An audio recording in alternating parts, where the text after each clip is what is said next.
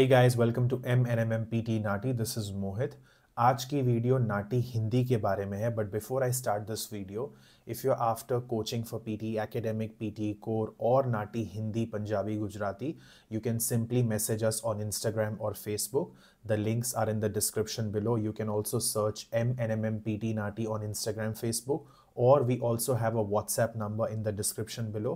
You can message our admin there, have a chat with them, and then you can always talk with us to understand how we can help you to clear your NATI or PT exam in your very first attempt. So now let's start this video. अब इस video में मैं नाटी हिंदी के बारे में बात करने वाला हूँ। ऐसी बहुत सारी कॉमन मिस्टेक्स हैं जो स्टूडेंट्स करते हैं, जिसकी वजह से इतनी एक्सपेंसिव एग्ज़ाम जिसमें इतना सारा टाइम इन्वॉल्व है वो क्लियर नहीं हो पाती है। तो आज मुझे अपने एक्सपीरियंस के बेसिस पर वो मिस्टेक्स शेयर करनी है जो लोग करते हैं, ताकि आप ये मिस्टेक्स ना करें और अपना पैसा और टाइम बचा लें। ठीक है। Number 1 question, do I need guidance? ये बहुत कॉमन क्वेश्चन है। मैं खुद से कर लेता हूँ, मैं कोई पोर्टल होगा तो उसे यूज़ कर लूँगा। Why do I need guidance? Hindi तो है, मैं बचपन से हिंदी बोलते आ रहा हूँ, तो फिर इसमें क्या बड़ी बात है, कर लेंगे। ये जो चीज़ें हैं ना, इसे कहते हैं under estimating the exam. Over confidence अच्छी चीज़ नहीं होती है। आज की जो लाइफ है आपकी, उसमें आप कितना हिंदी बोलते हो? आप खाली अपने आप को 5 मिनट के लिए रिकॉर्ड करिए और फिर अपनी रिकॉर्डिंग सुनिए।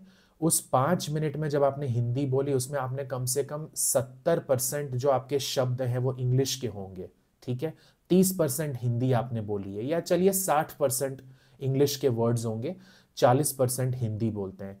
और उसके बाद हमें लगता है कि हम हिंदी में बात करते हैं। नहीं, हम हिंदी में बात करते हैं, लेकिन हम इंग्लिश भी बहुत सारा मिक्स करते हैं जो नाटी में अलाउड नहीं है। दूसरी चीज, नाटी का जो पेपर है वो 100% ह्यूमन बीइंग चेक करते हैं। किसी पोर्टल को हिंदी नहीं आती है, इसीलिए आपका जो परफॉर्मेंस है has to be tested by a teacher. तो मैं क्या करता हूँ, मेरे सभी स्टूडेंट्स, क्लासेस तो ठीक है मैं देता हूँ उन्हें, मटेरियल भी देता हूँ, मॉक टेस्ट भी देता हूँ, वो सब तो है, लेकिन जो मोस्ट इंपॉर्टेंट चीज़ है वो है personal one on one feedback. मेरा हर स्टूडेंट मेरे साथ पर्सनली कनेक्टेड है टेलीग्राम पे, और मैं उन्हें personal feedback one on one देता हूँ हफ्ते के 7 दिन। I don't create any groups with my students and where I added every one and वहाँ पर चिट चैट चल रही है। वो सब हमारे यहाँ नहीं होता है। हम हर एक स्टूडेंट से वन ऑन वन डीलिंग करते हैं, ताकि उनकी सारी दिक्कतों का आंसर हो, उन्हें पर्सनल फीडबैक डेली मिले हफ्ते के 7 दिन, तभी ये पेपर क्लियर हो सकता है। जब तक कोई टीचर आपकी नोट टेकिंग पढ़ ना ले, जब तक कोई टीचर आपके आंसर्स को सुन ना ले, तब तक आपको ये गाइडेंस नहीं मिलेगी कि आप कहाँ गलत जा रहे हैं और उसे कैसे ठीक करना है। इसीलिए मेरे एक्सपीरियंस के बेसिस पे इतनी एक्सपेंसिव एग्जाम में रिस्क नहीं लेना चाहिए, और गाइडेंस डेफिनेटली लेना चाहिए। सेकेंड चीज़ है वोकैबुलरी लिस्ट। वोकैबुलरी लिस्ट, हमें लगता है कि हमने वहाँ से एक उठा ली, यहाँ से उठा ली, वहाँ से उठा ली, अब इसको मेमोराइज कर लो, नाटी क्लियर हो जाएगी। ऐसा नहीं होता है। 10-12 हज़ार वर्ड्स याद करने से आप एग्जाम में उनका यूज़ नहीं कर पाएंगे। तो मैं अपने स्टूडेंट्स को सिर्फ 15 पेज देता हूँ, उतना ही उन्हें करना होता है, और वो मोर देन इनफ है। उससे ज़्यादा करने की कोई ज़रूरत नहीं है। लेकिन जो हमें सीखना है वो है सही शब्द का प्रयोग सही समय पर, क्योंकि बहुत छोटी छोटी चीजें होती हैं। जैसे फॉर एग्जाम्पल गलत भाषा का प्रयोग कर लेना। कभी कभी स्टूडेंट बोलते बोलते उर्दू का शब्द बोल देते हैं। ठीक है। जैसे फॉर एग्जाम्पल अगर आपने अदालत बोल दिया, लेकिन मैं हमारे स्टूडेंट्स को हमेशा कहता हूं कि न्यायालय बोलिए, है ना। तो ये जो छोटे फर्क होते हैं, जैसे आपने शुक्रिया बोल दिया, लेकिन आपको धन्यवाद बोलना चाहिए। तो हम जब वोकैब लर्न करते हैं, हम सिर्फ उसे रट्टा लगा लें अगर, और हम एग्जाम में उसको बोल लेंगे, ऐसा नहीं होता है। क्योंकि एग्जाम में जब आप एक सेगमेंट सुनते हैं, वो इतना फास्ट पेस एग्जाम होती है। आप सोच के देखिए, आधे घंटे में तो एग्जाम खत्म हो जाती है। तो आधे घंटे में जो एग्जाम खत्म हो गई, उसमें आपको कितना सोचने का समय मिलेगा, है ना। जब तक आप सेगमेंट सुनेंगे, नोट्स लिखेंगे, समझेंगे, तब तक गाड़ी छूट जाती है। बाय द टाइम आपको याद आए कि कमिटमेंट वचनबद्ध होता है, उसको इस सेंटेंस में फिट कैसे करूं, तब तक इट्स टू लेट, क्योंकि आंसर भी आपको जब हर सेगमेंट के बाद बेल साउंड बजता है, you have to start your answer in less than 5 seconds, you can not take forever. तो क्योंकि हमें उस लिमिटेड टाइम में आंसर स्टार्ट करना है, हमारे पास सोचने का समय नहीं रहता है। अब अगर मैं ऐसा बोलूं सोचने का वक्त नहीं रहता है, तो वक्त इज उर्दू। अब हमें लगेगा वक्त, मैं बोल के आया एग्जाम में, मैंने तो बहुत शुद्ध हिंदी बोली, पर आपने उर्दू बोली, तो आपके मार्क्स कटेंगे। अब ये सब गाइडेंस कौन देगा? एक टीचर। तो इसीलिए आपके आंसर्स किसी को सुनने पड़ेंगे जो आपको कहे कि भाई ये गलत है, ऐसे नहीं बोलना है। ठीक है। फिर नोट टेकिंग स्किल, इस पर फोकस करना बहुत जरूरी है।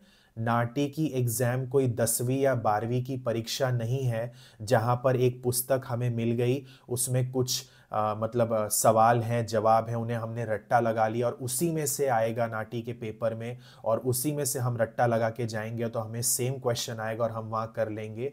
ऐसा नहीं होता है। नाटी में बहुत कम चांसेस हैं एग्जैक्ट सेम क्वेश्चन पूछने की। हाँ, उसके जैसा कुछ पूछ सकते हैं, पर एग्जैक्ट सेम क्वेश्चन ही आएगा ऐसी गारंटी कोई नहीं ले सकता है। मैं खुद गारंटी नहीं ले सकता कि यही क्वेश्चन आपको एग्जाम में आने वाला है, नहीं। हर महीने एग्जाम होती है, हर महीने अलग क्वेश्चंस आते हैं स्टूडेंट्स को।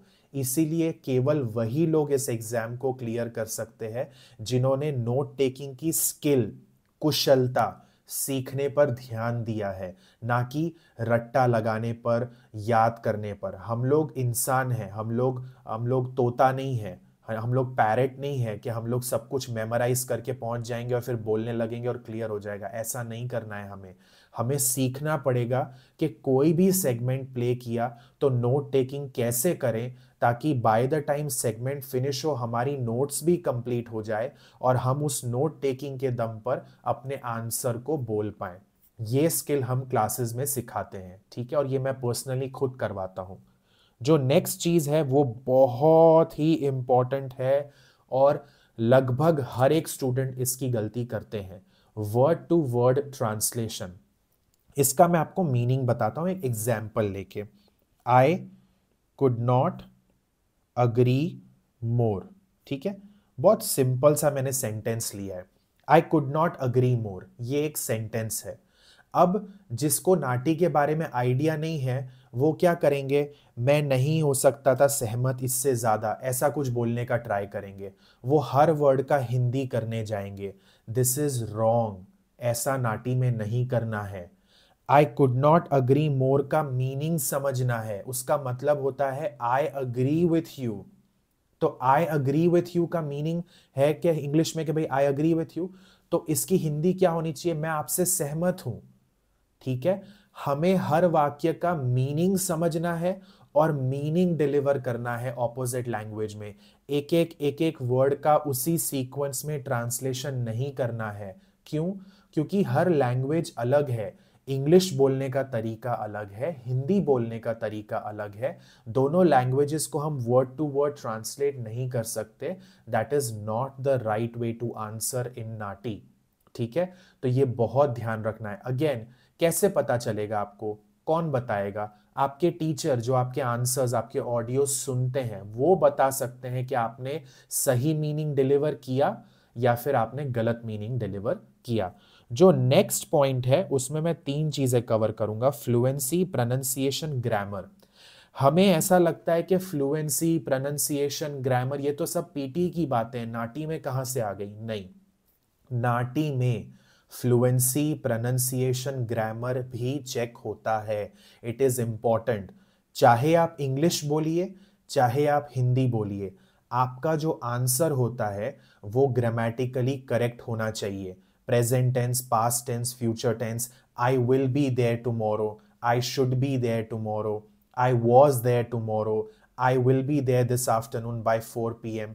ये जो will be, should be, was, ये सब जो ग्रामर है ये करेक्ट होना चाहिए when you answer your English segments. या फिर जब आप हिंदी में बात करते हैं कि कल मैं वहां दोपहर में 4 बजे तक पहुंच जाऊंगा, ये भी जो सेंटेंस है ग्रामेटिकली करेक्ट होना चाहिए। अगर इसमें भी हमने कोई ग्रामर की गलती की, व्याकरण की गलती की, तो भी नंबर कटते हैं। So grammatically your answer needs to be correct. Again, when I listen to my students audio, that's when I correct them कि ये सेंटेंस जो है ग्रामेटिकली रॉन्ग था, यहाँ टेंस गलत हो गया। क्वेश्चन में टेंस फ्यूचर है तो हम पास्ट में नहीं बोल सकते, हमें भी फ्यूचर टेंस में ही आंसर देना होगा। सिमिलरली फ्लुएंसी, प्रोनंसिएशन क्या होता है? शब्दों का उच्चारण, हम कैसे बात करते हैं, ठीक है। जैसे फॉर एग्जाम्पल रिप्रेजेंटेटिव, प्रतिनिधि, मैं आपको रिप्रेजेंट करूंगा, मैं आपका प्रतिनिधित्व करूंगा। अब ये प्रतिनिधित्व, ये क्लैरिटी होनी चाहिए वर्ड में। अगर हम बोलते हो प्रतिनिधित्व ऐसा कुछ बोल दें तो उसके मार्क्स कट जाएंगे। हाँ, मैं आपका न्यायालय में प्रतिनिधित्व करूंगा वकील के तौर पर, ठीक है। तो ये जो सेंटेंस था प्रतिनिधित्व करना, ये अगेन प्रोनंसिएशन का खेल है। हर शब्द का उच्चारण शुड बी करेक्ट, ठीक है। जैसे रेफ्यूज है तो शरणार्थ, ये सब शब्दों का उच्चारण सही होना चाहिए, वरना अगेन मार्क्स कटते हैं। फ्लुएंसी मतलब आप कितना फ्लो में बोलते हैं। क्या आप अटक अटक के बोल रहे हैं? क्या आप हर वर्ड के बाद पॉज ले रहे हैं, लंबे लंबे पॉज ले रहे हैं? उसके भी मार्क्स कटते हैं, ठीक है। फॉर एग्जाम्पल अगर मैं सिंपल सा एक सेगमेंट बोलूं, मेरा like my name is Mohit and I work as a teacher, ठीक है। तो अगर ये छोटा सा सेगमेंट है, या फिर मैं ऐसे बोलूं कि my name is Mohit and I teach students, ठीक है, बहुत छोटा सा सेंटेंस है। इसको भी अगर मैं हिंदी में जब बोलूं, मेरा नाम मोहित है और मैं विद्यार्थियों को पढ़ाता हूं। अब ऐसे बोलने की जगह कोई ऐसे बोले, मेरा नाम मोहित है और मैं विद्यार्थियों को पढ़ाता हूं, क्योंकि वो रिकॉल कर रहा है कि स्टूडेंट्स का क्या छात्र बोलूं, विद्यार्थी बोलूं, क्या बोलूं। वो रिकॉल करने के चक्कर में जो हेजिटेशंस आ जाती हैं, जो रुक रुक के हम बोलते हैं, वो गलत है। हम ऐसे नहीं बोल सकते। हमें एक नेटिव स्पीकर की तरह बात करनी है। मतलब आप घर पे जब हिंदी में वार्तालाप करते हैं तो क्या आप हर शब्द के बाद अटकते हैं? क्या आपको हर शब्द के बाद सोचना पड़ता है? नहीं। लेकिन घर में जब हम बात करते हैं तब हम उसमें इंग्लिश भी मिक्स कर देंगे, हिंदी भी मिक्स कर देंगे, स्लैंग्स भी मिक्स कर देंगे, उर्दू भी मिक्स कर देंगे, तो वो चल जाता है घर में। लेकिन नाटी में ऐसा नहीं चलता। इसीलिए ये सारी चीजों का ध्यान रखना बहुत ही महत्वपूर्ण है। इसीलिए मैं हमारे जितने भी छात्र हैं, छात्राएं हैं, मैं उन्हें बोलता हूं कि कृपया कर ये सुनिश्चित करें कि नाटी को आप हल्के में ना लें, ठीक है। इसको आप बहुत अच्छे से पढ़ें।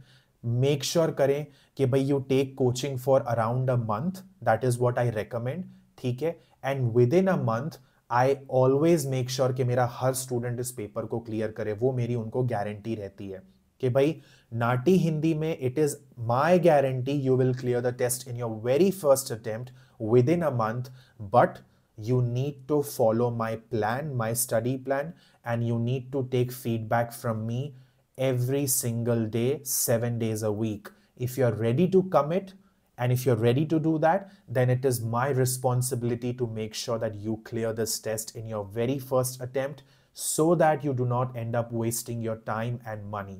Okay? Having said that, मैं आपसे अब यहाँ पर मतलब मैं आपको यही चीज एक एंड में बोलना चाहूंगा कि मेक श्योर करिए कि अपने आप को 5 मिनट के लिए रिकॉर्ड करके जरूर सुनिए और देखिए कि कितना ज्यादा हम अलग अलग भाषाओं का प्रयोग करते हैं। इसीलिए हमें जरूरत है एक दिशा की जो हमें कोई दिखा सके, ठीक है। हमसे आप कांटेक्ट कर सकते हैं, जैसा कि मैंने स्टार्टिंग ऑफ द वीडियो में कहा था, मुझसे पर्सनली बात कर सकते हैं after having a chat with admin, और मैं आपको बताऊंगा कि आपके स्केड्यूल के हिसाब से कितना टाइम आपको लगेगा इस एग्जाम को क्लियर करने में। With that, I'll take your leave. All the very best. God bless all of you.